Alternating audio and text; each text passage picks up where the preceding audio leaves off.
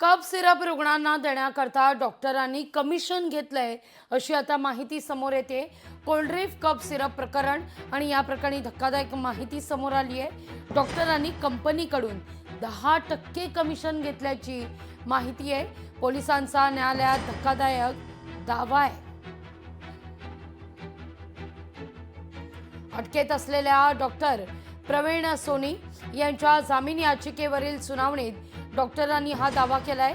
Cough syrup रुग्णांना लिहून देण्याकरता डॉक्टरनं 10% कमिशन घेतल्याचा पोलिसांचा दावा आहे।